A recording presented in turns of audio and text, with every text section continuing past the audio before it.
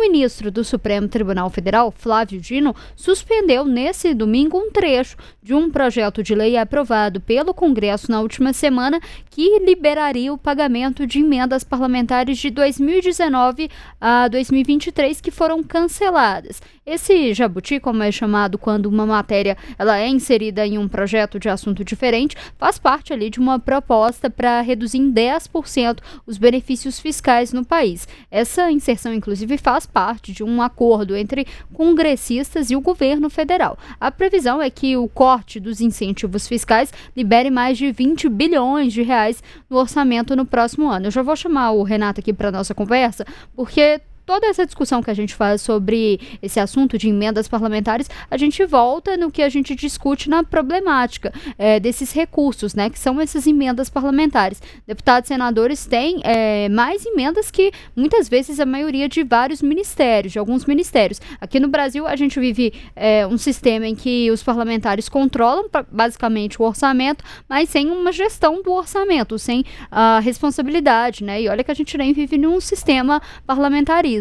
Né, os parlamentares, eles parecem que esquecem, né, que a gente está falando de um dinheiro que é público, emendas parlamentares são dinheiro do cidadão, mas os parlamentares, né, estão sedentos, né, parece, por essas emendas que parece que eles esquecem que existem princípios constitucionais que regem a utilização desses recursos, né, despesas precisa de previsão de receita. E aí a gente entra na questão que essas emendas, muitas vezes, não conseguem ter coordenação com políticas públicas. E o dinheiro dessas emendas não estão alinhadas, né? Muitas vezes para poder alcançar objetivos concretos. E aqui é importante a gente dizer que as emendas parlamentares é um assunto que une direita e esquerda, né? A crítica sobre isso tá para todos os espectros políticos que utilizam esses recursos, né? Tem um argumento, é importante a gente deixar claro aqui, que os parlamentares são os que estão mais próximo das suas bases eleitorais e seriam eles que sabem onde seria melhor destinar esse dinheiro, né, que seria melhor direcionado, mas um ponto que é importante, qual que é a transparência, qual que é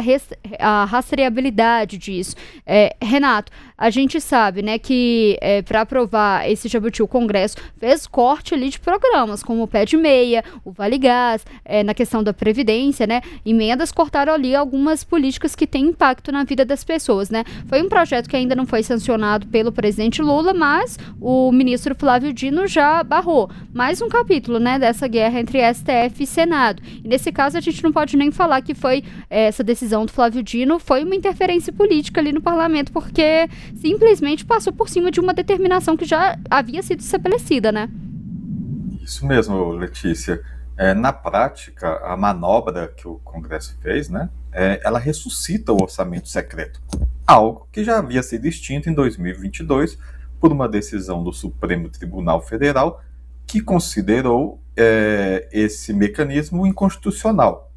Mas aí, como a gente tem visto, né, os nossos congressistas teimam em dar um jeito sempre de tentar resgatar o orçamento secreto para manter essa liberação de verbas parlamentares de forma bem volumosa.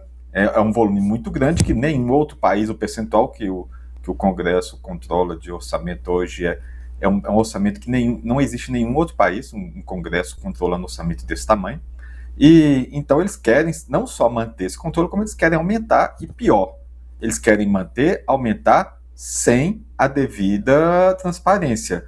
E isso já tivemos N casos, vários casos, de prova de que não há nenhuma transparência, de que esse orçamento usado, liberado aí, né, a pretexto de que nós conhecemos a base, nós conhecemos os problemas da população, tem vários casos de que o dinheiro chegou e não foi usado para que deveria usado, e às vezes nem usado, nem não foi feita obra nenhuma, não foi feito nada, o dinheiro foi liberado e esse dinheiro sumiu. Não sumiu, né? Ele foi para o bolso de alguém ou de alguém, né? A gente tem investigações em andamento que apuram esse mal feito, aí, esse desvio de verba escancarado, milionário, às vezes bilionários. Dessa vez aí eles usaram um artifício já velho conhecido no Congresso também, que é o chamado jabuti, né? Eles colocam ali tá votando lá um projeto de uma coisa X, esse projeto está sendo votado, e ali eles colocam ali dentro desse projeto um outro projeto pequenininho, tentando disfarçar, achando que ninguém vai ver, para ser aprovado junto, no bojo daquele grande projeto, eles colocam outra coisa que não tem nada a ver, mas que os deputados vão votar e vão aprovar, e alguns vão fazer de conta que não sabiam, foram enganados, e outros vão votar porque é de interesse dele, eles vão aprovar. Por isso que é chamado jabutica, aquela coisa, né? Ele está lá na árvore, ninguém sabe quem colocou ele lá, mas alguém colocou, ele está lá, o jabuti não sobe na árvore sozinho. Neste caso aí dessas emendas do orçamento que estão sendo ressuscitadas, os técnicos da Câmara dos Deputados estimam que o valor total vai ser liberado, que seria liberado, ainda não se sabe se vai, né, acho difícil, seria de cerca de 3 bilhões de reais. E aí vem a questão do desgaste do Flávio Dino, do Supremo com o Congresso, e a gente tem sempre que lembrar também uma questão.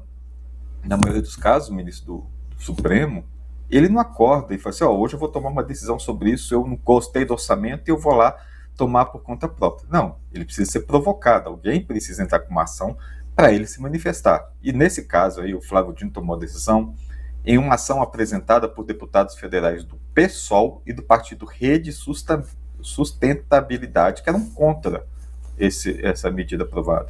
Eles pediram para o STF impedir a sanção do projeto.